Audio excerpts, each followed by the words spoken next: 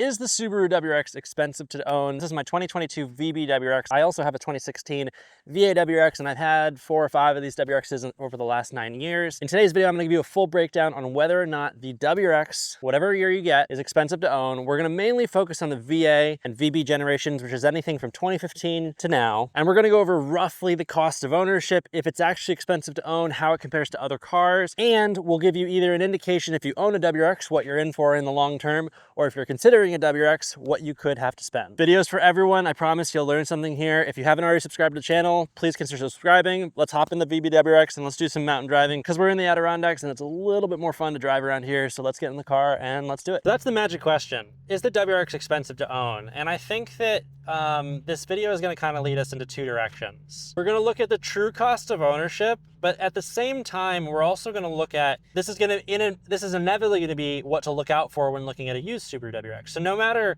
whether you own one and you're trying to figure out what's normal and what you should be doing and how much maintenance you should be doing, or you're trying to think about buying one and you're trying to find out how much is it going to cost to maintain, or you're thinking about buying a new one and you want to understand what to look out for, we're going to talk kind of all about them because they're all connected. So the short answer is the cost to own and maintain a WRX expensive? And the answer is no, but it can be. So the answer is no and yes. It can be and it cannot be. The reason I say this is you can drive and maintain the WRX like the average car. When you think about the average car owner, they only own their car for 3 to 6 years. They put something like, 60 to 100,000 miles on them, right? And then they sell it. And, no matter what you really do in a short period of time, that's a short period of time, you're not going to realize the effects of bad maintenance or less attentive maintenance, let's say. So let's say you have 2 situations where one person is changing their oil at intervals of 3,000 miles and one person is changing them at intervals of 4,000 or 6,000 miles. In 60 to 80,000 miles of ownership, the odds of seeing the benefit of doing that are probably pretty low. You reduce your risk of catastrophic failure, of like having bad oil, and you increase your odds of catching something before something bad happens. But even the odds of that is pretty damn low. The benefit is you just get longer ownership and the car is healthier long term. So that adds to, again, the holistic picture. If you're tuning, it's better for the car. If you're planning on owning it for a while, it's better for the car. If you want to reduce your risk of catastrophic engine failure, it's better for that. But the thing is you don't really have to do it. And if you don't plan on doing any of that, like if you're just going to be like, I'm going to do the normal amount of maintenance and I don't want to do anything else, WRX is not expensive to own. It's actually relatively normal. I'll go one step further. It's pretty much normal. It's pretty much on par for any forced induction car, meaning turbocharged car. You might have to do spark plugs a little bit sooner. You might have to do fluids at slightly lower intervals, but that's what's keeping a turbocharged car just healthy.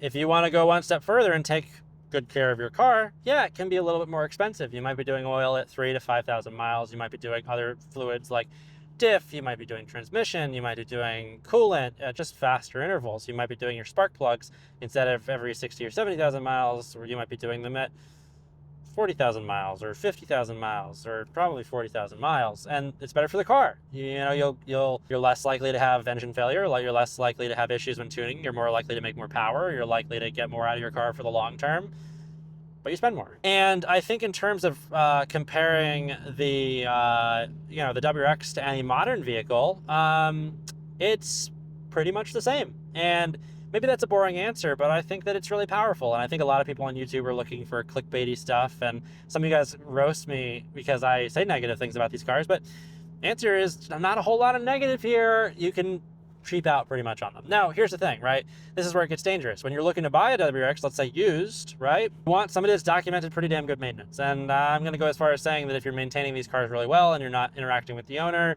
or you don't have the records, there's no way to know, and you can probably assume, and you probably should assume, it's just had normal maintenance, which just is not as good. So I typically say when you're buying used WRXs, I typically look out for buying private sale so that I can find owners that take care of their cars, and I will pay more for that, and it's worth paying more for that, for sure. Like, spending an extra couple grand, totally worth it. You'll get that money back in the ownership of the car, most likely, especially if you're the second owner or the third owner. Like, that's a 100% no-brainer. 100% no-brainer, really. So let me say it this way, because I'm going to disappoint some of you guys. Some of you guys came here to get an exact dollar amount, and I will link you to a video right now that'll give you exact dollar amounts, because I've done that in the past. The real thing, though, is if I give you guys a real dollar amount, you're not going to really know what that means. A great example is Most people are disgusted by the fact that if you drive 100,000 miles in a 2022 WRX, you're going to spend on average between $17,000 and $19,000 in gasoline. Fact. A lot of you guys are going to be like, wow, that's insane. It's not insane. That's very normal. That's the cost to drive 100,000 miles in this car. But that number doesn't mean anything to you, because what's more important is the relative combination between that number and what it means for another car.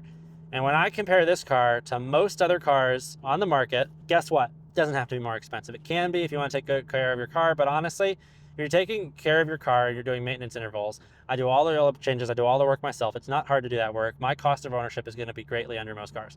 And this is where we're going to finish the video. These cars, incredibly easy to work on. Period. Fact. Subaru WRX from 2015 to now, very easy to work on. Very easy to do your daily maintenance. Not only is it easy, dang, you save a whole bunch of money. So, for perspective, I do oil changes at every 3,000 to 4,000 miles. I do my fluid changes in half-life, which means I do them at, when people say do them at this number, I cut it in half. I do most of my stuff at half-life because I can, and because you're like, that's crazy. Well, I do all of that, I do it myself, and my cost to do that maintenance is still something like 40% less than doing the normal half-ass maintenance.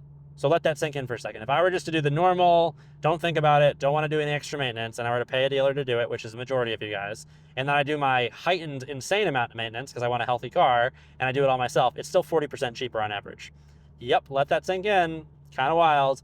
I can promise you guys, if you do an oil change, we'll start there. If you do an oil change once, every other oil change for every car for the rest of your life, you'll realize that one, it's either worth saving the money and doing yourself, or two, then you get to make the decision if you're lazy and pay someone to do it. Super easy to do. I can do an oil change in like 6 minutes for $40. And that's with good oil and an OEM filter, $40. If you want to get oil and an filter, I don't know, $36 for an oil change on a fairly expensive car. Fluid changes, I'm just gonna say, on average, will cost you 30 to 40% of what you'll pay a dealer or less. Substantial. Spark plugs, 30 to 40% what you pay the dealer. Filters, really cheap, really cheap. I mean, filters, you're in and out, replacing engine or cabin air filter, you know, 20 bucks for the filter, for a good filter. You're in and out in 4 minutes, maybe 5. 5 if you've got to clear out your glove compartment. Engine filter, maybe 3 minutes. If I had to do an engine filter and clear out a glove compartment, 180 seconds, I bet I can do it. Yeah, real fast, real easy to do. Kind of thing that you do, like, you know, between taking sips of a Diet Coke, you know? So something to think about there. And guys, this video is probably not where you thought it was gonna go, but the whole point that I'm making is that there is this nuance in the community that these cars are expensive to own, and people are concerned about it, and they're like, oh my God, owning a Subaru, everything breaks and it's expensive, and my God, it's the worst. And it's just not true. It's not true. Even if you want to be heightened about what you're doing, it's not more expensive. Again, prime example, me, I'm paying way less to maintain this car, you know, heightened amount than any other car out there. So food for thought. This is more of a discussion video. I know, please don't hate me, but the overarching point that everyone gets is, oh, these cars cost a fortune, everything breaks, they're so expensive to own, oh my God, it's a Subaru, like blah blah blah, Subaru. It's just not real. Like, you know, it's just not, like, you can do the math, you can do the maintenance, it's just not real. It just doesn't exist. So hopefully you guys enjoyed the video. Hopefully I encouraged you guys to either do more maintenance, do your own maintenance, I don't know, just do some extra maintenance and do it yourself. Save some money, your car will thank me later. I'll see you guys later.